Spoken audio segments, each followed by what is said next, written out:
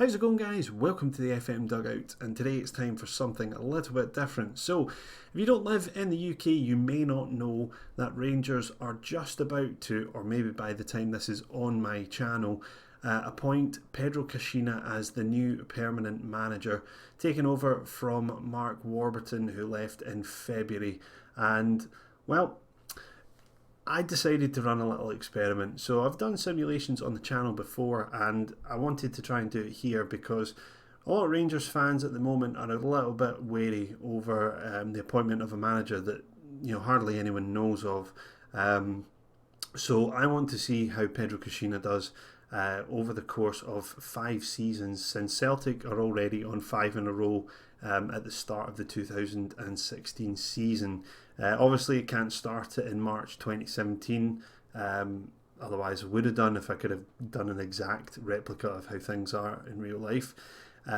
So he gets from the start of the season, and effectively it's the same squad that Rangers have at the moment, so we'll see what he does with his transfer windows, how he adjusts things with the squad, who he keeps, who he gets rid of. One thing that I have changed is I have made Dave King, the Rangers chairman, live up to his promise and provide investment. So £30 million is in the bank, and Rangers can choose to do what they please with it, really. And we'll see how things go from there. But let's first of all take a look at Pedro Caixinha, the manager himself. So likes to play a 4-1-2-3 DM wide passing style, and yeah, I mean, I suppose that's what Rangers fans were probably kind of enjoying under Warburton at first, was the fact that they were playing nice football. So Caixinha looks as though he's going to play a similar sort of setup, though hopefully he will actually have a plan B. As far as his stats are concerned, certainly the mental side seems to be a little bit stronger than coaching. I'm surprised to see goalkeepers coaching at 8, given the fact that Caixinha was a goalkeeper in his sort of rather undistinguished playing career. But yeah, attacking, defending, 13 is not too bad. Man management, 11, not ideal. Working with youngsters isn't that high. But certainly on the mental side, judging the player ability and potential, is 15, which is not bad at all for a manager with a reputation lower than 2 out of 5 there. Tactical knowledge, 13, motivating, 11. So yeah, I mean, he's a decent manager. He's no kind of Antonio Conte or Jose Mourinho, I guess, just yet. But certainly there's kind of areas of his abilities based in this game that look quite promising. So yeah, we'll see just how he gets on then for 5 seasons. I'll stop after each season, and we'll do a review of what's happened. So we'll be back at the end of season 1 in a second. Okay, so that's the first season done, and dear oh dear, it looks quite similar to real life. Rangers finishing 4th, 22 points behind Celtic, qualifying for the Europa Cup. Yeah, that's disappointing. Now, I guess the question is he still in charge? He is still in charge. So let's dive into the season and see how they've done. We'll take a look at their fixtures first of all, starting with the Betfred Cup. So it looks as though they got put out by Cali Thistle in the quarter-final. In the Scottish Cup, they went out after a replay against Hearts. And in the league, head-to-head with Celtic, lost 2-0 away, better than 5-1. Won 2-1 at home, which is better than losing 2-1. 2-2 draw away from home, and then a 3-1 loss at home right at the end of the season. So you took 2 losses, 1 win and a draw. Slightly more respectable than how they've been, I guess, this season. So slight progress, but finishing 4th in the league is not good enough. And I'm kind of surprised to see still their goal difference 8. So again, a problem is they're shipping too many goals and not scoring enough. Let's have a look at the signings that he's made to see what exactly has gone on. So starting with who's gone out, a lot of loans. Clint Hill and Senderos at the end of the season have gone to a free transfer effectively and retired. No money coming in at all. 16 million spent. So about half the money that they were given has gone this season. Jack Stevens in on loan from Southampton, centre back. Probably not going to focus actually on the loans, like looking at the players, because loans really don't build up your squad over the course of the 5 seasons I'm going to be running this over. But it looks like he brought in Nuno Sequeiro from Nacional de Madeira, where he was manager previously. A left back, 26 years old. Looks as though he's actually been giving Wallace a run for his money. He's played a lot of games, but not played particularly well. He was here on loan, and they've then decided to sign him permanently. I'm guessing that's Romania, so he's using his contacts in Romania. A 2.1 million signing, Dragos Nedelcu, defensive midfielder, a problem area for Rangers at the moment, but he's only played one time, and he was signed in January, so second half of the season played once. Robin Koch from Kaiserslautern for 7.25 million. That's a big signing to make. 20 years old, so lots of potential for him to improve, and also probably a resale value. Only played 7 times, so he's effectively been £1 million per game and 6.74, so a little bit disappointing in that. It looks a bit of a flop signing. Then we got Bekir Marsevarson, a right back to challenge Tavernier, again a January window signing. Decent player, but he's 32 years old, so not really got the resale. A little bit odd because Hodgson's still at the club and Tavernier's there as well, and they haven't been sold. It's a slightly strange one. 88k for him, 92k going back to Portugal for Yazaldi. 28-year-old striker, 4 goals in 2 starts and 8 sub appearances. Again, not playing particularly well, and he's a defensive forward. Then we've got Stephen Mallon from St Mirren for 53k, so he's now in the budget zone, signing players from other Scottish teams. Only 1 appearance for him, so presumably either as a youngster or backup, I'm not sure. But then he goes back to spending here for Robert Zolj, possibly getting a bit scared on transfer deadline day, and he's a poacher. 4 goals in 12 games, again not performing well. I think this is a kind of thing that seems to be happening here, certainly with the signings, as they're not performing well. Then we have Radislaw Moravsky, 1.1 million from Piast, who again is another defensive midfielder, and he's only played twice, so I'm not inspired by the signings there, not particularly great. In terms of the players, if we look at their overall average rating, I was already sorted by that. We've only got a handful of players over 7. That's pretty disappointing. Heinemann looks as though he's been a big player. Barry Mackay, Wallace has been a player. Matt Crooks has been on loan, so those 7.26 were away on loan. Rossiter's managed to get over 7. Yeah, really not been a fantastic season at all. Doesn't favour Josh Windass. John Terrell's been disappointing. Harry Forrester's not played that much. Joe Garner really not doing well. 8 games, 1 goal. Danny Wilson, 2 sub appearances, so I'd expect to see him gone. Did Kieran play more? Where's Kieran? I'm looking for him, but I can't see him. Why can I not see him? Just gone blind here. Kranjkar was injured, hasn't played at all. Kenny Miller hasn't had a single game. Jordan Thompson was away on loan, so that doesn't really count. Rob Kieran's up there. He's actually over 7, 8 games though, so again not really favoured. Alright, so they've qualified for the Europa Cup, finishing 4th, so we'll go on another season and see if they can manage to improve, see if he's still in charge indeed, and see how they've done in Europe. So we'll be back in a second with the end of season 2. Well, here we are at the end of season 2, and well, might as well call the video here. Rangers have actually managed to win the league in Pedro Caixinha's second season in charge, winning it by 6 points ahead of Celtic, and well, they've stopped 10 in a row. They've stopped it at 6, so quite an impressive turnaround. We'll now need to have a little look and see just how things have gone. Yeah, we'll just look at the schedule rather than going and looking at the competition. I'm not too bothered about who's actually managed to win it. So let's have a look at the Betfred Cup. Where are we? Betfred Cup. Oh, I could filter it, to be honest. Such an idiot at times. Betfred Cup. So they got to the quarter final and lost to Queen of the South. Lovely. That's at home as well. 3-1 to Queen of the South. That's not good at all. Scottish Cup. Aberdeen in the quarter final, 3-1. Also not very good.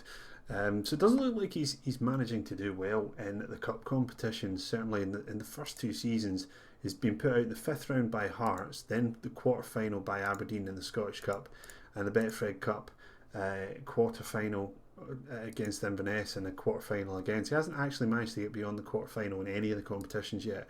So that's not particularly great. Let's have a quick look at the Euro Cup and see how he did there. So they got into the group stages and they had Lyon, Napoli and Spartak Moscow. 2 draws against Spartak Moscow, 1-1.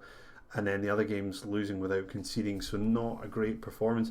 Actually beating Leicester though in the playoff to get into there. So Leicester obviously won the Premier League, way back now, I suppose. And I would imagine they still got a fairly strong squad, so that's pretty good going. They've had to get through a fair number of qualifying rounds, so not too bad at all. From the Euro Cup perspective, a little bit of respectability restored, I guess, there. In terms of the Premiership, though, they lost 1-0 to Celtic at home, then beat them 2-1, draw 1-1, and then draw again. So 2 draws, a win and a loss.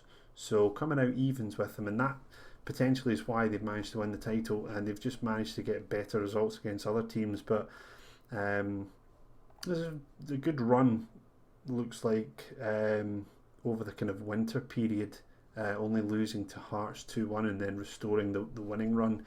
A little bit of a wobble there in October, and certainly not a great start to the season. 3 losses out of the first 4 games. Fans were probably a bit worried, but obviously managed to pull it back. I'm just wondering though, with Celtic losing, no, they do still have Brendan Rodgers in charge. So yeah, that's interesting to see. Reputation now starting to rise again. What have we got here? Top goal scorer Barry Mackay, most assists Barry Mackay. So Barry Mackay seems like the main man, but he's only worth $2 million and his contract expires in a year.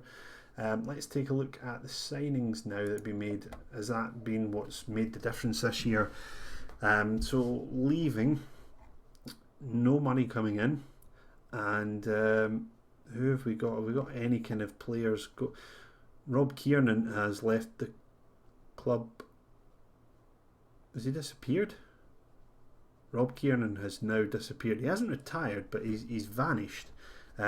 This might be because I've only picked Scotland as the playable league. I've said to pick players from top clubs in divisions across Europe, so maybe that's why Rob Kiernan has disappeared. It doesn't actually say he's retired, but it would be interesting if he had. Well, actually, he might have retired because he would retire after he's been released on a free transfer. Whereas if you retire at the end of your contract, you'll get what Kenny Miller has, Clint Hill, and Senderos as well. Any other noticeable people? Danny Wilson has left on a free transfer. It'd be a decent signing for some club, but for Rangers, I guess if you want to progress, you've got to look for better players than that. Right, who we brought in? Oh dear, he's raided Hibs a couple of times. Fraser Fivey and John McGinn. McGinn with, playing a fairly big part in the squad this year, but again, not playing particularly well. Fraser Fivey, how did he do? Barely played. I really don't like Fraser Fivey. I'm surprised he signed him. It looks like there's a bit more focus in Scotland here, possibly going for the kind of younger players. So we've got Ali Cook coming in as well. That definitely looks like one that they're trying to get him to develop at the club. Greg Taylor, I think, is also young 20 fullback.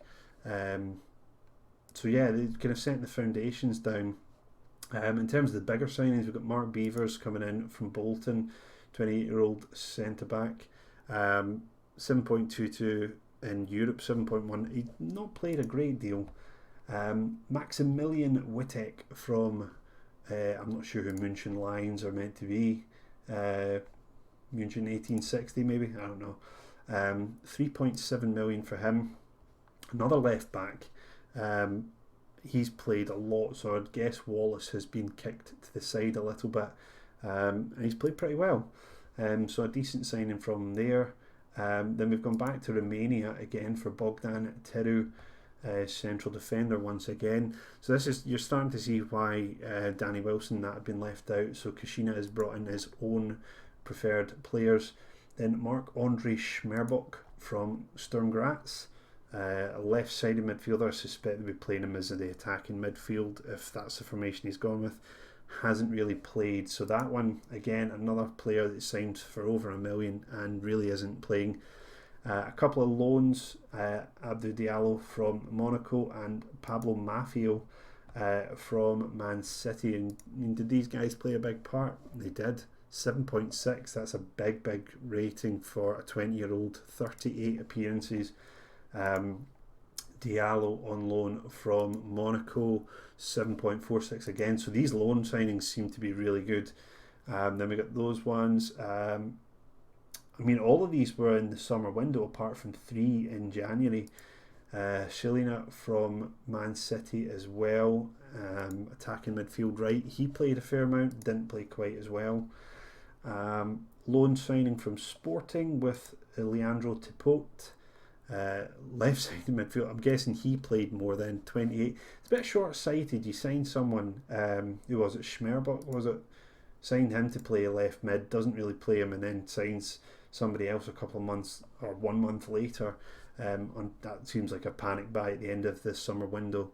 And then also another loan from Portugal, Pedro Nuno from Benfica, attacking midfielder. Didn't play very well, but played a fair amount. Greg Taylor we've seen, then gone into Sporting and made a permanent signing with Oriol Rossell, another central defender. So certainly central defence is an area he's tried to sort out, and you can see with Kieran and Wilson going, Sendros and Hill were allowed to go as well. He's really making his mark there. And then Ivan Tomacak. So he's gone to Saudi Arabia using his contacts there, not played particularly well. But he was a free signing in the January window. So that's put them on top, which means obviously next year they will be in the Champions League. Celtic will have to settle for a place in the Europa Cup. Well, as I say, we're going to carry on. He has stopped 10 in a row, but let's see if it was a one-off, or let's see if he can do it again in Season 3. Back in a second. So Caixinha has managed to get his second title, so 2 in a row now for Rangers. This time 5 points was the difference between Rangers and Celtic. It seems as though Rangers made themselves hard to beat, only lost 2 games all season, Celtic and St Johnstone. 12 draws, however.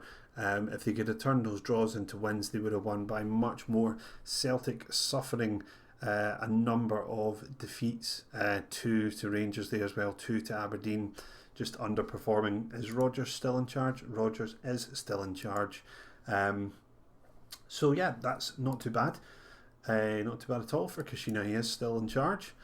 Let's have a look now at our competitions. We'll start off with the Betfred Cup, and we can see here that, well, he won it. So he's won his first trophy, his first cup rather, by beating Hearts in the final. Dundee United, Aberdeen. Yeah, not bad at all. Then Scottish Cup is yet to be played. That is actually being played today. Okay, so let's continue and see whether or not he's managed to win that. I've always done it to the 1st of June every year. I didn't think a Scottish Cup would ever be played on the 1st of June. So let's see how he got on there. We want to go to Rangers. and we want to go to schedule, and he managed to win that. So he's actually completed the treble. In his third season, he has won the treble. Managed to beat Celtic in the semi-final 2-1, and then Thistle 2-1 in the final. I know I'm kind of getting ahead of myself here. I can kind of see some of the new signings that they've got. We'll look at them in a second. So yeah, he's completed the treble. If we look at the Premier League, you can see this time now, with only the 2 losses, unbeaten since 10th of December, all the way to the final game of the season. So they actually didn't lose a game, apart from St Johnstone, until the final day of the season, when the title had already been sealed. So quite an impressive season, I think, for him there domestically. How did they get on in the Champions League? So they got into the group stages. Now, the fact I can see Euro Cup, I know they finished third in that, because that's how they've managed to fall out into there. So they couldn't have finished third. How's Euro Cup there? Hang on a minute. They've lost every single game, right? They've absolutely hammered in that league. How on earth have they dropped out? Yeah, they were hammered. No points at all from all games. So why is Euro Cup showing there?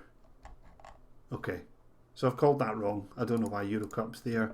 But certainly getting to the group stage is probably where they wanted to get to. Beating Fylkir, Malmo and Bate in the process.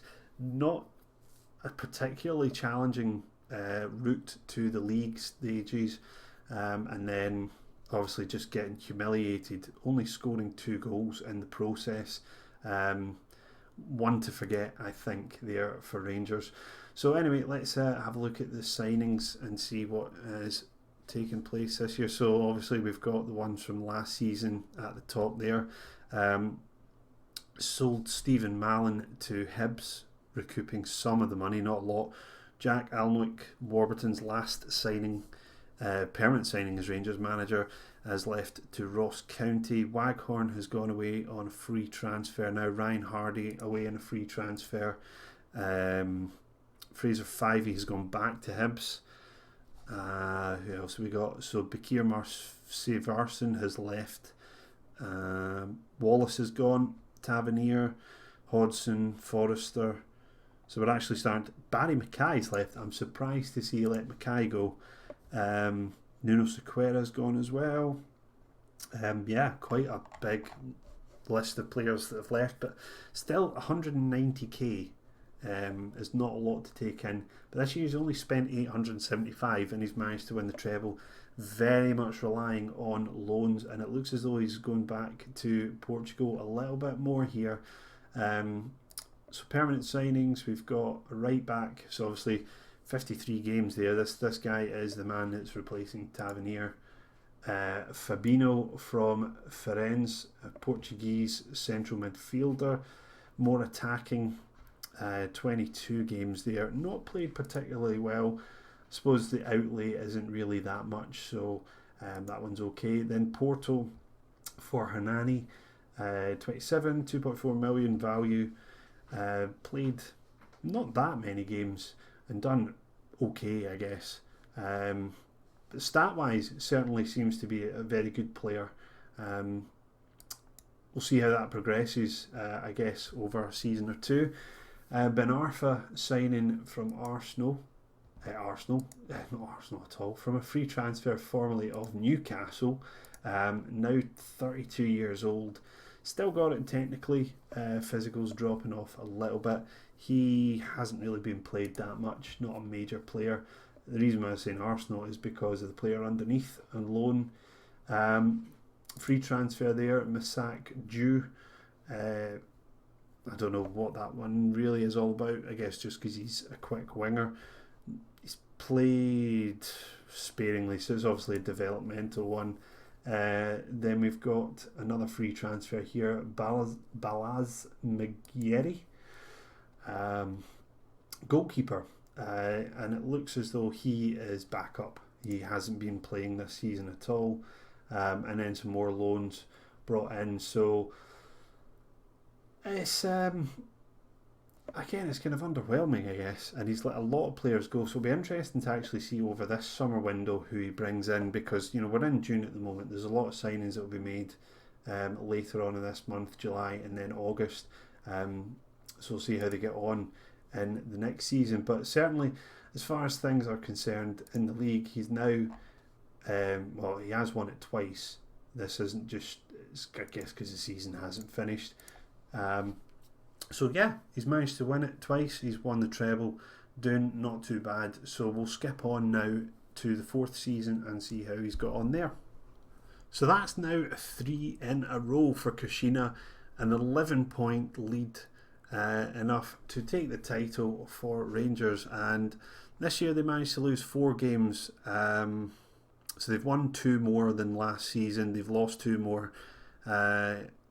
Actually losing to Ross County twice. Celtic they've only lost once to.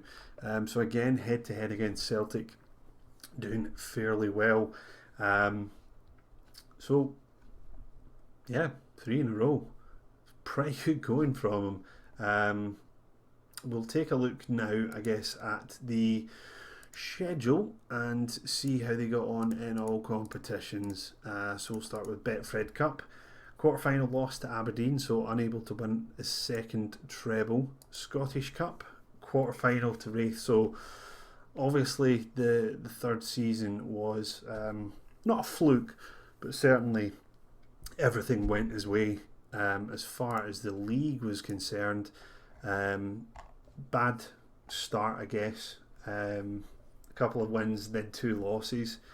Then went on an unbeaten run till December, then lost to Dundee, and then again they've lost in the playoff stages. But certainly this run here, from 14th of December all the way through to the 2nd of May, is where they've probably pulled away from Celtic and taken the title. So how do they get on in the Champions League? They didn't get in this time. They went out at the third qualifying round to Mould on away goals, beating Lincoln of Gibraltar 6-1 in aggregate and then losing to Mould. So that's disappointing. But how did they do when they went into the Europa? They lost to Sunderland in the playoff there. So not a season to remember in Europe for Caixinha and Rangers. Transfer time now, and well, 2.5 million in, 575k out. Certainly he's not managing to get a lot from players that are leaving the club. We see here they were all the free transfers at the end of last season. Just wondering, Barry Mackay is still a free agent after leaving Rangers. That is kind of surprising. Forrester is at Queen's Park. Tavernier is also at Queen's Park. Wow, that's a bit of a drop. Lee Wallace at Hibs. Dear oh dear, that's a bad move. What else we got? Nuno Sequeira back to Portugal. Not really anyone else to look at there from that list. Doing some business again with Madeira. So Jew, who came in for nothing the season before in the free transfer, has actually gone out for 400k. So that's not bad. Bit of business from them. Matt Crooks has been sold to Charlton, and then we've got a number of people leaving here. Jordan Thompson, Ben Arfa was only in for 1 season. O'Halloran has now left. McGinn has left. Tomachak, or however you pronounce it. Mirovsky, Schmerbok, a few of the signings from earlier on in the simulation have left.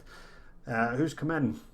Again, looks like we're relying on the loan market and very much relying on Portuguese scouting knowledge. So we've got Sporting players in once again.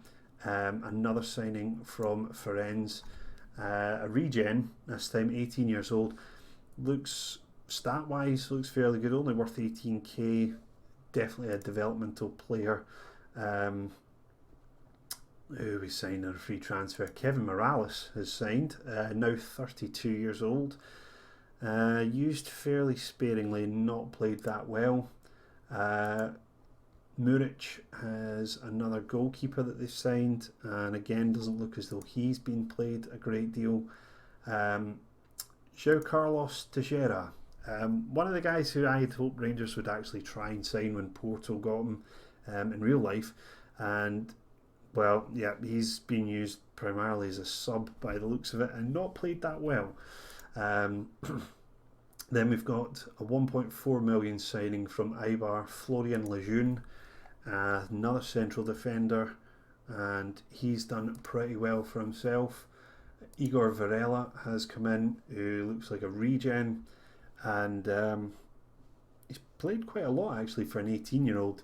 Looks pretty solid.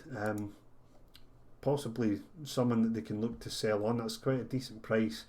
I wanted to have a quick look at the squad because I just realised I hadn't really been looking here to see how some of the guys have been doing that he's had in for a number of seasons,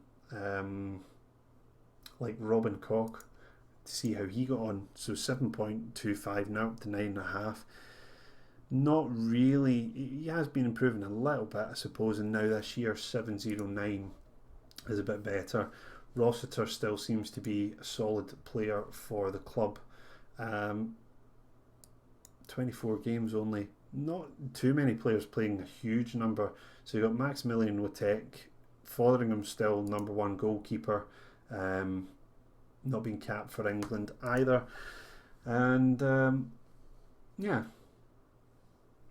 Okay, I mean, there's not many players left now from the original. I'm surprised to still see Andy Halliday here. Very surprised, but I suppose his contract's probably, was it not a 4-year deal or something they signed? But he, in the whole time that Caixinha's been here, he's played 11 times. You think he would take a hint and he would want to leave to get game time. Josh Windass probably in the same boat. He was on a 4-year contract. I'm surprised they just haven't looked to sell these players, to be honest. Joe Dodu is still here, and again another player that's not really been played. So I suspect at the end of next season we'll see probably only like Rossiter and Fotheringham survive from Warburton's era. But yeah, is there anything else to cover off? Probably not. Right, Andy Halliday's still vice captain. Seriously, reputation is now up at 3.5 stars. So they're definitely pulling themselves back up in that respect. So time for the last season of the simulation, season number 5. Let's see if he can make it 4 in a row. So that's the 5th and final season simulated, and once again Rangers have managed to win the league by 11 points, and that's 4 in a row now for Caixinha.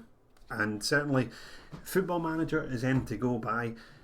Dave King, you need to get your checkbook out and give this guy a little bit of money in that first season, because it seems as though once they got over that disappointment of finishing 4th, they have really motored on, and 4 titles in a row now, well and truly forgetting about the problems of 2012 to 2015 or 16.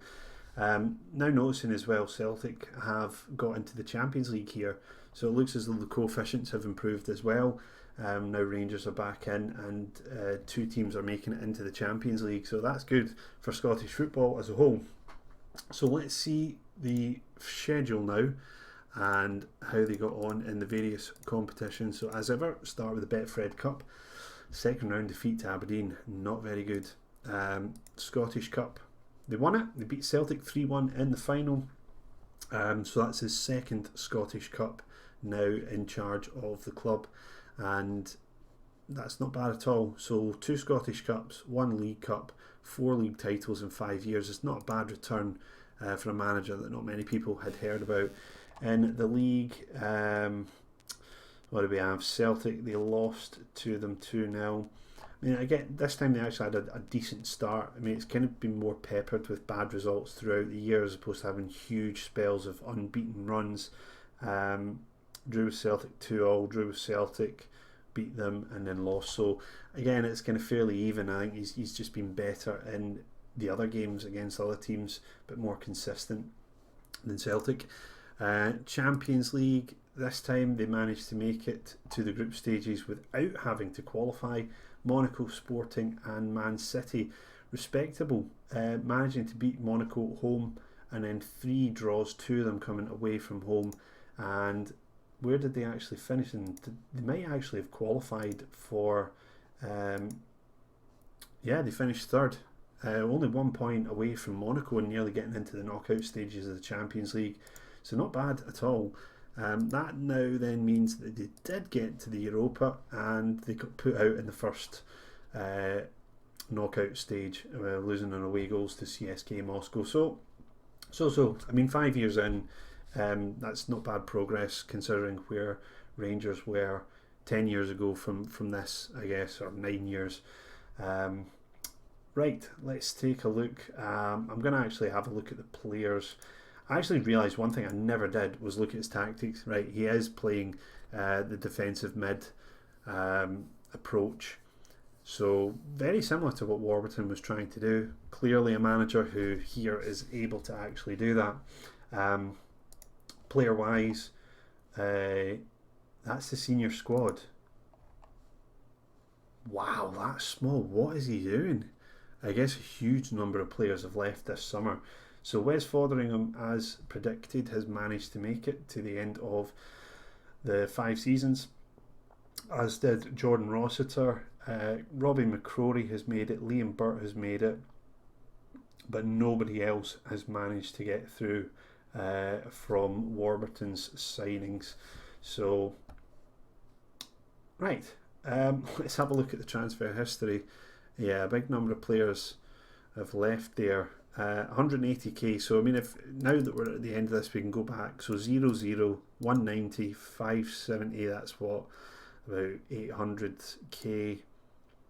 He's only managed to recuperate about £1 million in transfer fees in 5 years. So really not signing players that have much resale value by the looks of it. Michael Halloran looks like he's retired there. Yeah, and what did he do? 17 million, 9.5, so that's about 27, 28, 30.5. It's 30.5 million. So he's pretty much spent the money that I gave Rangers at the start of this over the course of 5 seasons, and delivering 4 titles is not too bad at all. So it shows if you put money up front, you can get something coming out at the end of it. So anyway, this season signed Robert Snodgrass on a free transfer, now 33 years old, used as a rotational player by the looks of it. Once again, is that Portugal? No, that's Brazil. Marçal from Brazil, regen, central midfielder, attacking player, again looks like a developmental player. Tom Beer on loan from Spurs, so now looking to use the English loan market quite heavily, in fact. Again there with Chelsea, Chalobah and Andy Martin from Everton, a loan from Porto, Michael McGowan from Alloa for 2.6k. That has to be a good regen. Not an amazing regen by the looks of it, but again, kind of uninspiring, and still managing to win the title. In terms of the players that he's let go at the end of last season, you can see we saw those guys before. And then this season, now Windass contracts up, Joe Dodu, Halliday, all their contracts are up and they leave. Zach Rudden has gone away in a free transfer. Yeah, that'll be a good signing for someone, I reckon, but never made it like myself when I played Rudden in my Rescue Rangers episodes. So anyway, that's us at the end of it. And yeah, I mean, certainly the squad does not look very strong in terms of the depth. In terms of players' ratings, it looks like Lejeune was one of the standouts. Again, nobody really playing that well throughout the entire season. Seen a few big wages there. Rossiter now valued at 15 million, 24 years old. Really, really big player. I mean, if he can stay fit, It's a big player for Rangers, and I'm surprised to see he's actually still here. Maximilian Wittek as well, 13.5 million. So a bit of resale. Fotheringham now 8.5 million. Certainly helping getting games in Europe. When did they sign? Oh God, he was signed way back, wasn't he? 600k. Now worth 8.5. So I suppose if he does sell his better players, he'll make the money. That way. Teixeira is 8 million as well. So yeah, he's not done too badly. Going to take a look now at Caixinha's history here in terms of his achievements. So we can see here at Rangers fairly. If we have a look at that, so winners of the Scottish Cup, winners of the Premier League. There's a lot of these. I don't know why you can't filter out for just competitions that he's actually won, and that's how you do it. Landmarks. So he's managed to win 7 titles, 7 different competitions as Rangers manager, which is pretty good going for 5 seasons. But that will be it for this simulation. If you've made it to this point, thank you for watching. If you do like these kind of simulation things, let me know, and I'll maybe do some more. Obviously, Rangers, I'm doing it because they're close to my heart, and it's got kind of good context at the moment because of what's going on. But if you are interested and you maybe have some other ideas of things you'd like to see, let me know in the comments section below. If you have liked this episode, please leave a like and a comment, and until the next time guys, I'll see you when I see you.